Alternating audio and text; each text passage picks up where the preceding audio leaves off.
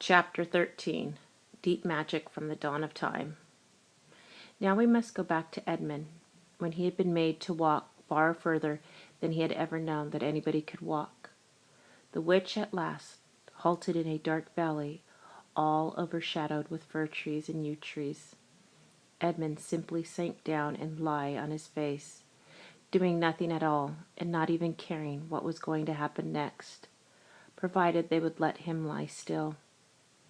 He was too tired even to notice how hungry and thirsty he was. The witch and the dwarf were talking close beside him in low tones. "No," said the dwarf, "it is no use now, O Queen. They must have reached the stone table by now. Perhaps the wolf will smell us out and bring us news," said the witch. "It cannot be good news if he does," said the dwarf. "4 thrones in Cair Paravel," said the witch. "How if only 3 were filled? That would not fulfill the prophecy." "What difference would that make now that he is here?" said the dwarf. He did not dare, even now, to mention the name of Aslan to his mistress.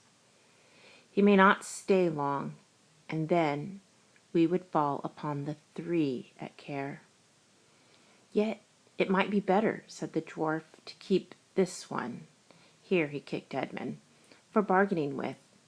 "Yes, and have him rescued," said the witch scornfully. "Then," said the dwarf, "we had better do what we have to do at once." "I would like to have it done on the stone table itself," said the witch. "That is the proper place.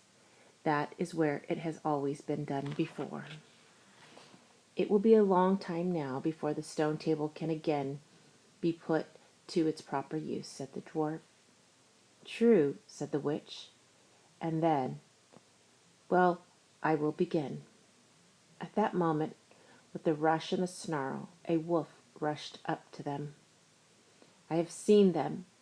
They are all at the stone table with him. They have killed my captain, Fenris Ulf. I was hidden in the thickets and saw it all. One of the son of Adams killed him. Fly, fly!" "No," said the witch. There need be no flying. Go quickly. Summon all our people to meet me here, as speedy as they can. Call out the giants and the werewolves and the spirits of those trees who are on our side. Call the ghouls and the boogles and the orgs and the minotaurs. Call the cruels and the hags and the spectars and the people of the toadstools. We will fight. What? Have I not still my wand? Will not their ranks turn into stone even as they come on? Be off quickly. I have a little thing to finish here while you are away." The great brute bowed its head, turned, and galloped away. "Now," she said, "we have no table. Let me see. We had better put it against the trunk of a tree." Edmund found himself being roughly forced to his feet. Then the dwarf set him with his back against the tree and bound him fast. He saw the witch take off her outer mantle. Her arms were bare underneath it, and terribly white. Because they were so very white, he could not see much else. It was so dark in the valley under the dark trees. "Prepare the victim," said the witch, and the dwarf undid Edmund's collar and folded back his shirt at the neck. Then he took Edmund's hair and pulled his head back so that he had to raise his chin. After that, Edmund heard a strange noise. Whiz, whiz, whiz. For a moment he couldn't think what it was. Then he realized it was the sound of a knife being sharpened. At that very moment he heard loud shouts from every direction, a drumming of hoofs, a beating of wings, a scream from the witch, confusion all around him. And then he found he was being untied. Strong arms were round him, and he heard big, kind voices saying things like, "Let him lie down, give him some wine, Drink this, steady now. You'll be all right in a minute." Then he heard the voices of people who were talking not to him, but to one another. And they were saying things like, "Who's got the witch? I thought you had her. I didn't see her after. I knocked the knife out of her hand. I was after the dwarf.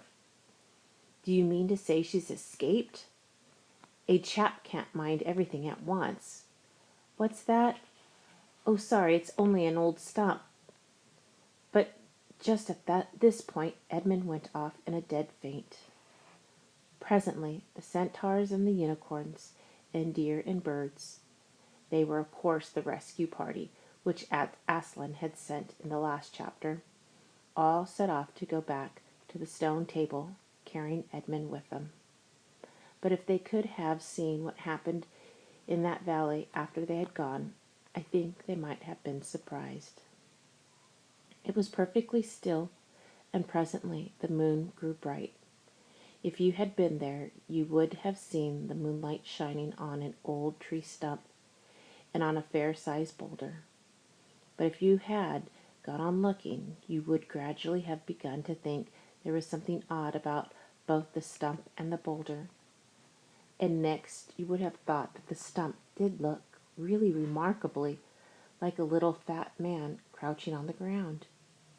And if you had watched long enough, you would have seen the stump walk across to the boulder, and the boulder sit up and begin talking to the stump. For in reality, the stump and the boulder were simply the witch and the dwarf. For it was part of her magic that she could make things look like what they weren't, and she had the presence of mind to do so at the very moment when the knife was knocked out of her hand. She had kept hold of her wand also, so it had been kept safe too. When the other children woke up next morning, they had been sleeping on piles of cushions in the pavilion. The first thing they heard from Mrs. Beaver was that their brother had been rescued and brought into camp late last night, and was at that moment with Aslan. As soon as they had had breakfast, they all went out, and there they saw Aslan and Edmund walking together in the dewy grass, apart from the rest of the court. There is no need to tell you, and no one ever heard, what Aslan was saying, but it was a conversation which Edmund never forgot. As the others drew near, Aslan turned to meet them, bringing Edmund with him. "Here is your brother," he said, "and there is no need to talk to him about what is past." Edmund shook hands with each of the others and said to each of them in turn, "I'm sorry." And everyone said, "That's all right." And then everyone wanted very hard to say something which would make it quite clear that they were all friends with him again. Something ordinary and natural. And of course no one could think of anything in the world to say. But before they had time to feel really awkward, one of the leopards approached Aslan and said, "Sire, there is a message from the enemy who craves audience." "Let him approach," said Aslan. The leopard went away and soon returned, leading the witch's dwarf. "What is your message, son of earth?" asked Aslan. "The Queen of Narnia and Empress of the Lone Islands desires a safe conduct to come and speak with you," said the dwarf, "on a matter which is as much to your advantage as to hers." "Queen of Narnia, indeed," said Mr. Beaver. "Of all the cheek—" "Peace, Beaver," said Aslan.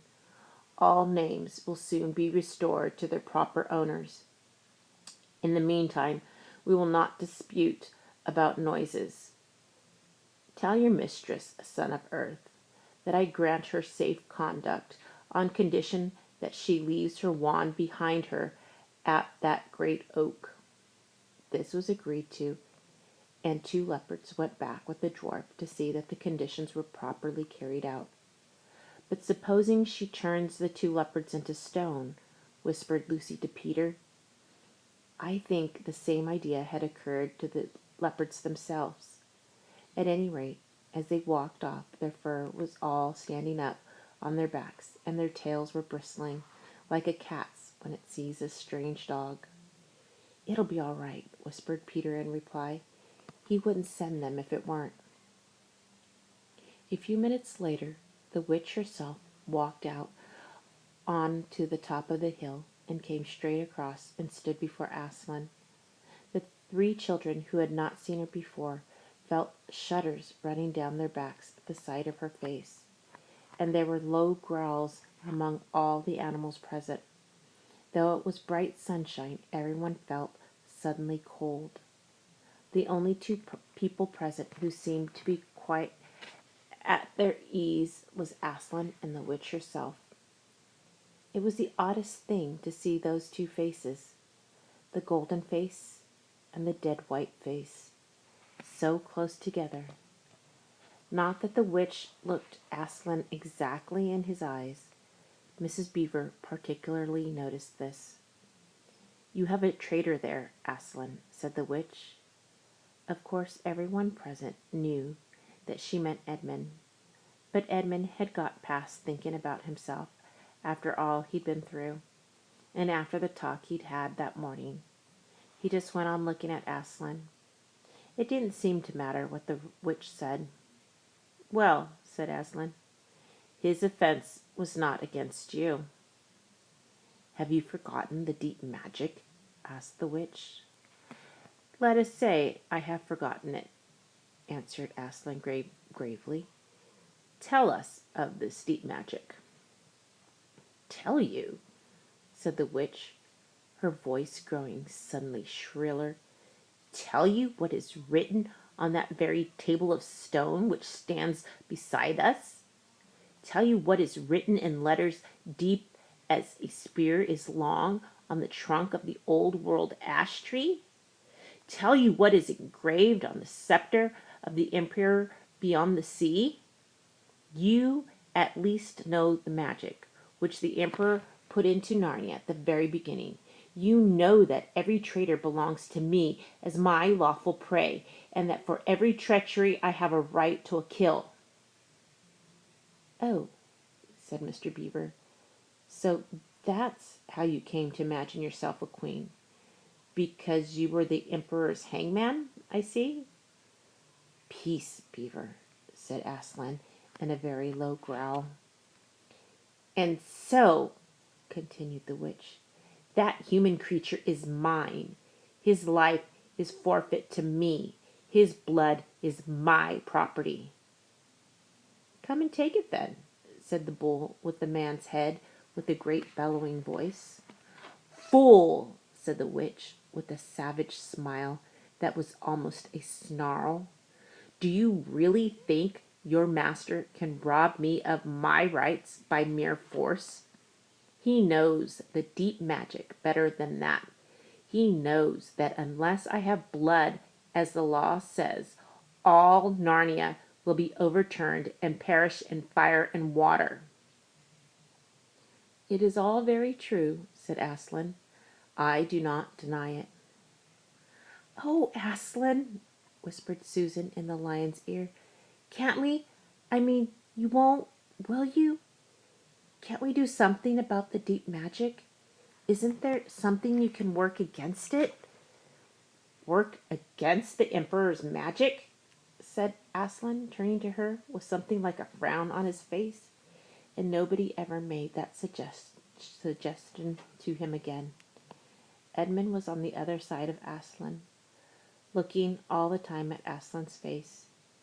He felt a choking feeling and wondered if he ought to say something, but a moment later he felt that he was not expected to do anything except to wait and do what he was told. "Fall back, all of you," said Aslan, "and I will talk to the witch alone." They all obeyed. It was a terrible time, this, waiting and wondering while the lion and the witch talked earnestly together in low voices. Lucy said, "Oh, Edmund," and began to cry. Peter stood with his back to the others, looking out at the distant sea. The beavers stood holding each other's paws with their heads bowed. The centaurs stamped uneasily with their hoofs. But everyone became perfectly still in the end, so that you noticed even small sounds, like a bumblebee flying past, or the birds in the forest down below them, or the wind rustling the leaves, and still the talk between Aslan and the White Witch went on. At last they heard Aslan's voice. "You can all come back," he said. "I have settled the matter. She has renounced the claim on your brother's blood." And all over the hill there was a noise as if everyone had been holding their breath and had now begun breathing again. And then a murmur of talk. They began to come back to Aslan's throne. The witch was just turning away with a look of fierce joy on her face when she stopped and said, "But how do I know this promise will be kept?" "Wow!" roared Aslan, half rising from his throne, and his great mouth opened wider and wider, and the roar grew louder and louder, and the witch, after staring for a moment, with her lips wide apart, picked up her skirts and fairly ran for her life.